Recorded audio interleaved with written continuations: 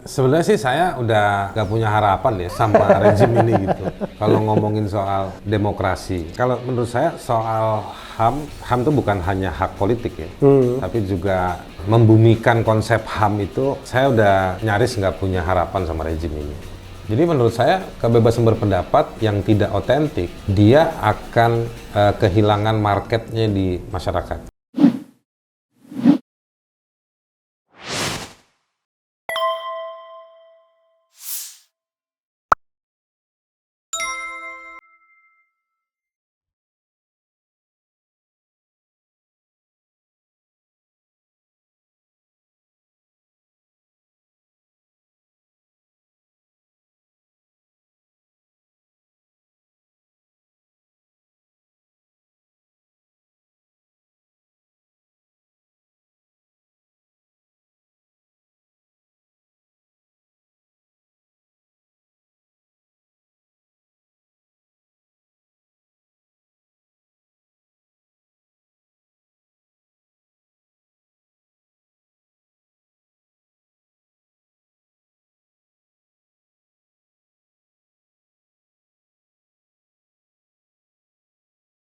Apa rekomendasi Anda kepada negara, Bung? Agar demokrasi ini, terutama kebebasan berpendapat, ini tidak tergerus terus-menerus. Mengingat begini, Freedom House sudah mencatat bahwa negara kita adalah negara separuh bebas, partly free kan? Sejak 2016, artinya sejak zaman pemerintahan Presiden Jokowi, yang setelah dia kekuasaannya consolidated. Nah, apa yang harus dilakukan negara ya? Katakanlah kita berharap bahwa negara mau melakukan apa yang Anda rekomendasikan. Pemerintah ya maksudnya ya? Ya, pemerintah penguasa ya. Kalau kita bicara penguasa rezim itu sih bahasanya netral aja sebenarnya ya kan? Gitu. Sebenarnya sih saya udah nggak punya harapan ya sama rezim ini gitu.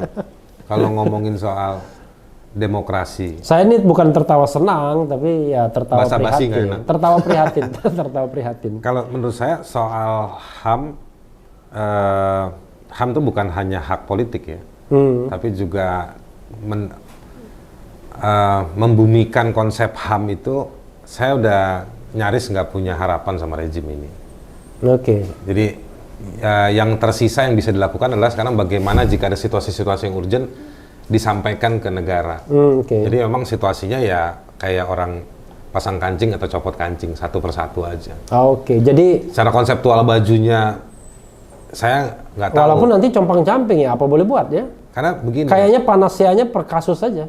Pak, iya betul. Obatnya hanya per kasus aja. Itu pun kalau kita orang kayak Om Refli, ada orang datang minta tolong, temannya masih banyak di pemerintahan. Tapi sekarang bayangkan misalnya, saya sering ketemu orang di daerah yang punya masalah yang pelik dan dia nggak tahu harus ngapa-ngapain. Biasanya teman di pemerintahan itu berteman kalau kita tidak mengkritik, Bung. Tapi kalau kita sudah mulai mengkritik, menjauh mulai. Ya ditolong juga tapi diledekin. Wah lagi begini aja lo, ya kan gitu. Nah, jadi itu. Jadi sistem kancing aja satu persatu. Nah, kalau bagaimana rezim ini, bagaimana orang dikepung oleh oligarki yang memang menggadang-gadang undang-undang cipta kerja yang versinya berubah tiap minggu misalnya. Iya, iya. Jadi Tafsirnya juga berubah juga. Ya? tafsirnya berubah, ukuran kertasnya juga berubah. Ya. Apalagi ada yang pejabat yang mengatakan sebelum ngomong baca dulu dong. Padahal saya yakin dia juga nggak baca. Dia baca judulnya aja. Bagaimana dia baca? Orang versi resminya belum ada pada waktu itu. Jadi saya melihat bahwa sebetulnya prinsip hak asasi, kesadaran soal hukum, bagaimana berdemokrasi itu sebenarnya justru dipraktekkan oleh orang-orang di luar pagar penguasa. Oke. Jadi masyarakat, saya appreciate banget sama anak-anak muda ya, mahasiswa. Oke. Meskipun mereka kadang-kadang nggak punya pemahaman sejarah yang cukup, tapi oke lah, mereka mau bicara, mau mereka bekerja, mereka mau berkomun, berkumpul untuk merespon sesuatu, bikin karya. Jadi menurut saya demokrasi itu hidup di jalanan hari ini. Oke. Jadi hak asasi itu kesadarannya. Demokrasi hidup di jalanan dan di luar sistem pemerintahan, di luar sistem ketatanegaraan. Jadi gini, saya nggak tahu tafsirnya. Ya betul, di luar ketatanegaraan. Oke.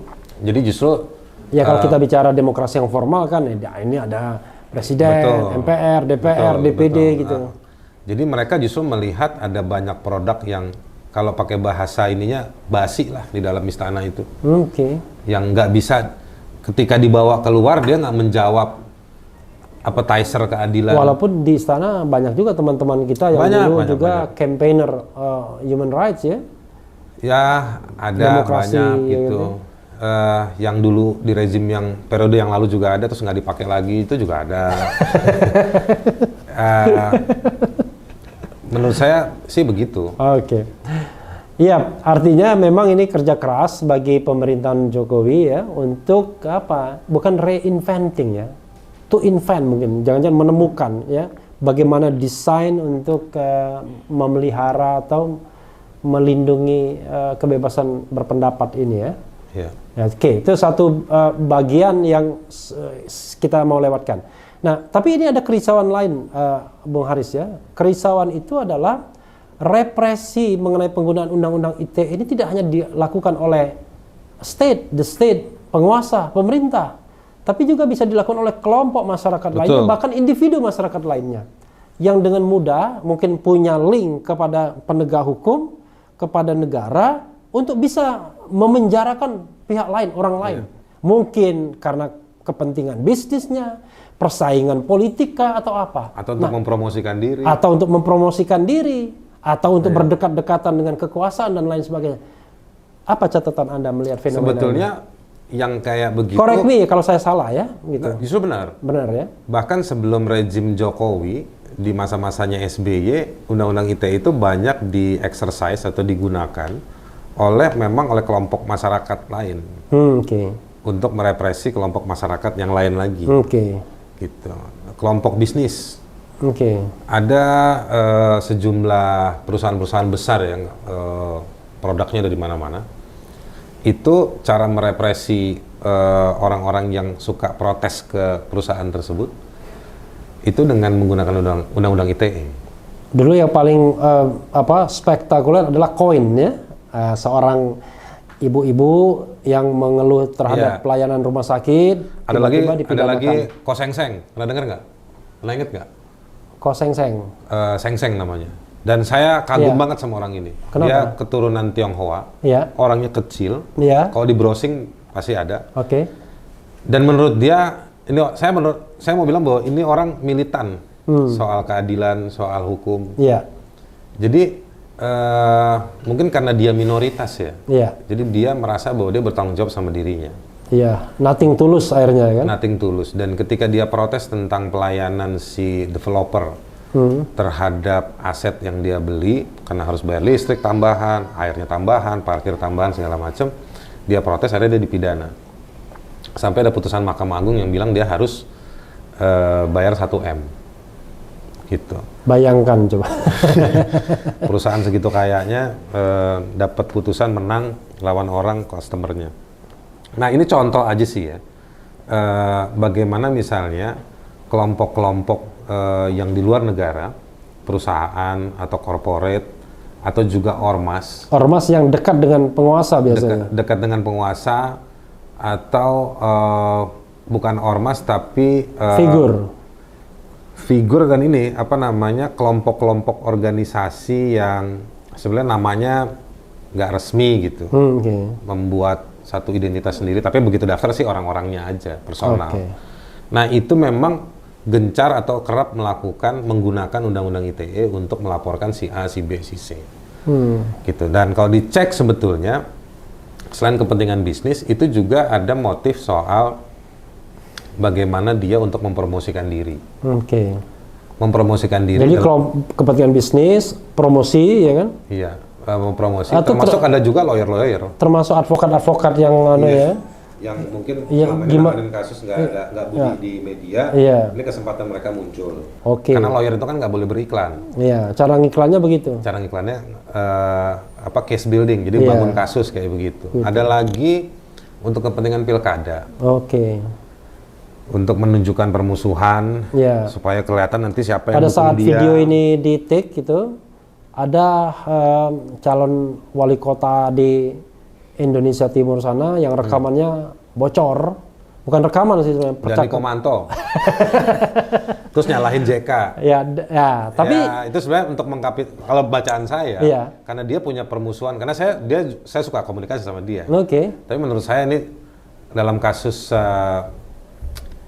OTT nggak sih tuh KKP ini kemarin. Anyway, dalam konteks itu dia menempatkan. Ya anggap aja OTT karena definisi OTT KPK itu luas banget. Iya. Nah tapi ketika dia pokoknya penangkapan lah pokoknya ya. Terus dia beredar rekaman yang bilang bahwa kalau yang nangkep novel pasti Anies Baswedan. Pasti Anies Baswedan. Ya sudah, frankly speaking semua orang tahu kan itu kan. Kalau Anies Baswedan berarti JK.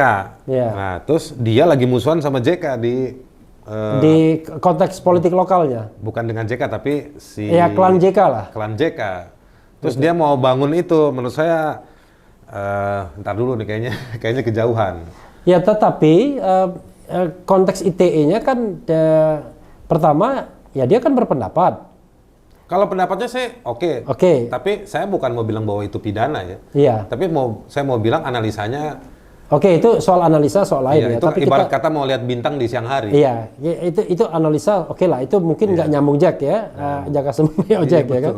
Tapi ketika kemudian ada kelompok masyarakat yang menginginkan dia dipidanakan misalnya, itu kan saya juga nggak setuju. Iya, karena dia ngomong itu kan, walaupun dia ngomong itu direkam, itu kan bagian dari kebebasan. Kalau menurut saya begini, penghukumannya begini, statement dia seperti itu diketahui publik itu hanya akan melahirkan penilaian kita atau kita akan memberikan nilai kualitas statementnya kualitas manusia seperti apa. Dan itu menurut saya sudah cukup. Itulah penghukumannya. Iya. Jadi besok-besok kita nggak usah dengerin Dani Pomanto lagi lah. Iya. Gitu. Dia kalau mau jadi wali kota maju aja, mau, tapi jangan bikin analisa. Iya, sebenarnya ada juga. Saya juga heran. Dulu ada ya aktivis, kita nggak perlu nyebut namanya. Dia dianggap melakukan kebohongan. Dia ngaku digebukin. Tapi faktanya enggak. Ya, faktanya kan operasi muka kan kira-kira begitu. Kalau menurut saya kenapa lagi dia kena undang-undang ITE? Dengan diketahui bahwa dia berbohong seperti itu kan kredibilitasnya jatuh langsung. Iya. Habis itu udah nggak laku lagi. Iya. Ya udah begitulah penghukumannya. Jadi social punishment itu jauh lebih kejam dibandingkan kriminal kan? Betul. Gitu. Jadi menurut saya kebebasan berpendapat yang tidak otentik dia akan kehilangan marketnya di masyarakat.